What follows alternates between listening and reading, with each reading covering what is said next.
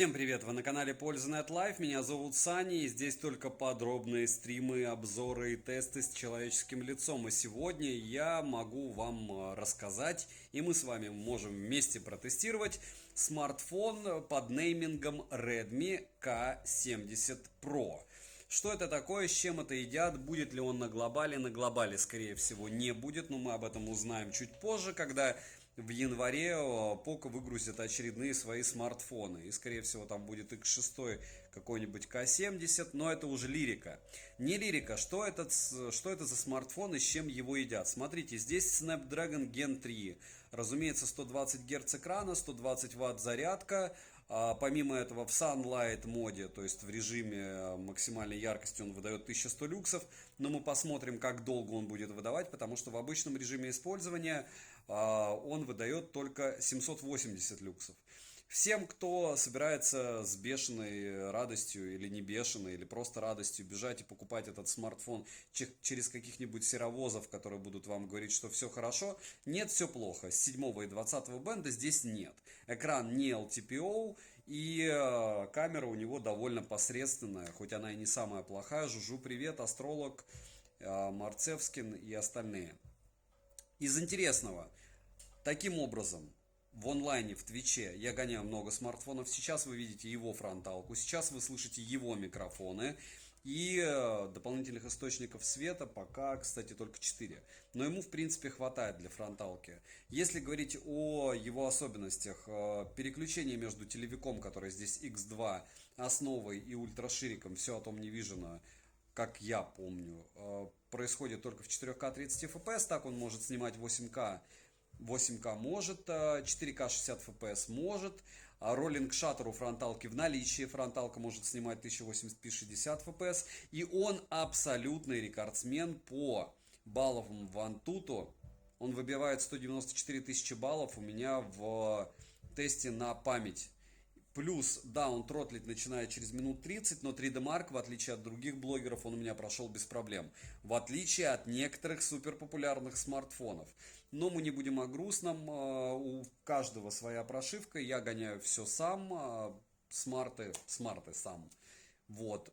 И не все, правда, рекламные не все. У меня будут, допустим, рекламные обзоры в январе, феврале и марте, и, разумеется, это Infinix и Tecno, и, ну, вы поняли. Смысл нам особо сильно тратить на него время, на эти штуки. Что дальше из интересного?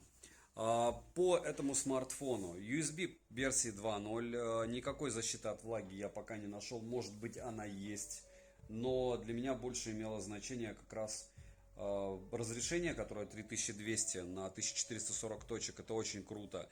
Автономность довольно приличная. И экран прямой, грани симметричные, дырка во фронталке небольшая. Русского языка нет, можно накатывать, разумеется, переводчик, но от этого бенда у вас не появится и глобальным он не станет. Вот, NFC модуль в наличии, Bluetooth, инфракрасный порт, металлическая рамка. Здесь, кстати, нет мини-джека. Ну, опять же, это не удивительно. Астролог нет, если не будет защиты от влаги, в отличие от OnePlus, этот смартфон я топить не буду. Напоминаю, что все смартфоны, которые более-менее имеют какую-то защиту от влаги, я стараюсь топить. И пока погибал только iPhone 14 Pro за эти 6 лет. Ну ладно, я тестю жестко смартфона только 3 года. У этого смартфона будет еще обзор одним кадром на этом же канале. Посмотрите обязательно. И давайте геймплея, не знаю, минут 30 нам хватит за глаза, потому что, опять же, есть определенные категории смартфонов, о которых я рассказываю, чтобы рассказать. И не для того, чтобы... OnePlus 12 еще живой, им пользуются. Ну, перекупа. Притом он его прямо использует. Никаких нареканий нету. Но я как понял, он его уже продавал, его уже вернули и уже следующий. Есть просто люди, которые ненадолго покупают смартфоны, чтобы погонять, и все.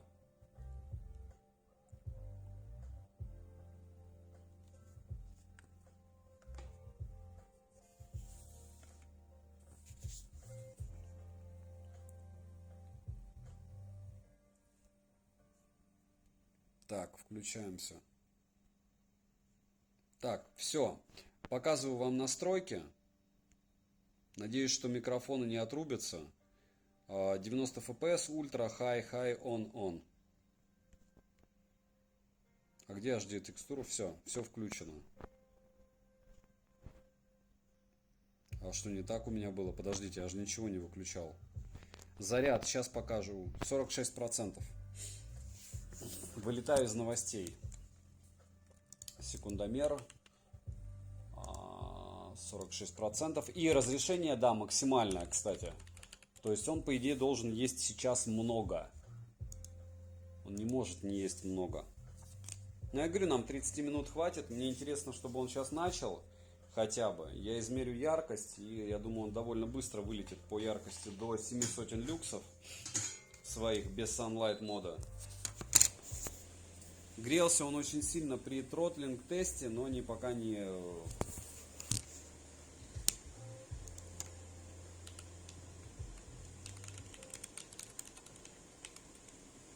Все уже мы в сети.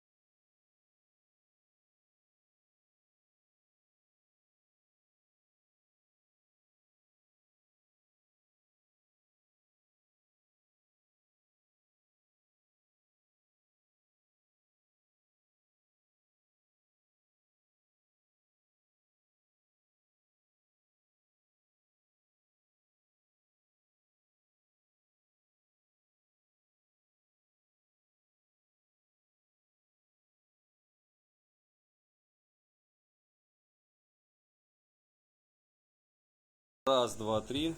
Раз, два, три. Ну, в общем, если звук появится хорошо, за сертификацию не платить, заряд. Если что, звука не будет. Яркость пока он не сбросил. Я сообщу вам, если что, но уже процент съел. Так, стоп. Игровой режим. Будем надеяться, что он не вылетит сразу по звуку. Вылетел?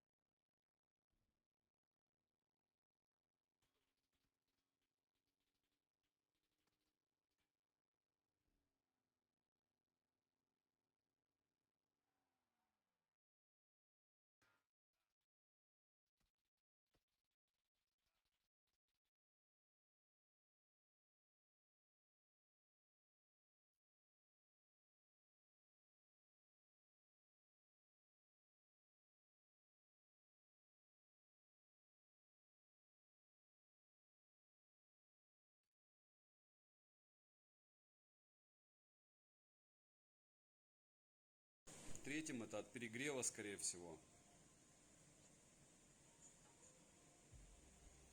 39%, и мы отыграли всего 15 минут. 7%, то есть где-то 28 в час, но еще 15 поиграем. Ничего не поделаю с ним. Яркость он, кстати, сейчас проверю. По-моему, не сбросил даже. Нет, сбросил. Sunlight это 730 люксов. Что и требовалось доказать.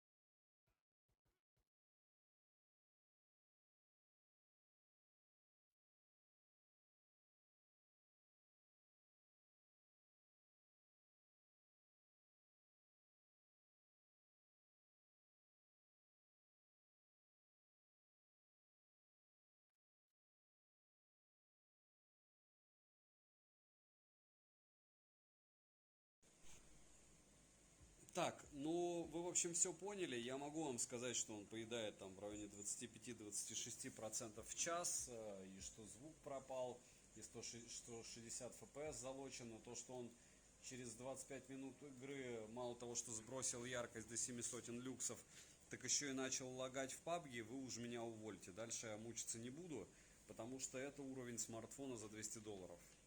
Вот, специально завтра GT 10 Pro или послезавтра погоняю, может даже посмотрим, скоро очень, чтобы увидели, что эта задача посильная, можете посмотреть лайв-канал, более чем достаточно. В общем, за что его покупать, я не знаю, бендов нет, русского нет, ну, гуглы есть, камера посредственная, процессор непонятно зачем сюда такой запихали. Занавес. Всем добра и удачи. Не забудьте подписаться на канал с колоколом, написать в комментах, что вы еще купили бы на обзор. Нет, не глючил идеально Meizu 21, 90 FPS выдавал, и только звука не было. Давайте будем честны. И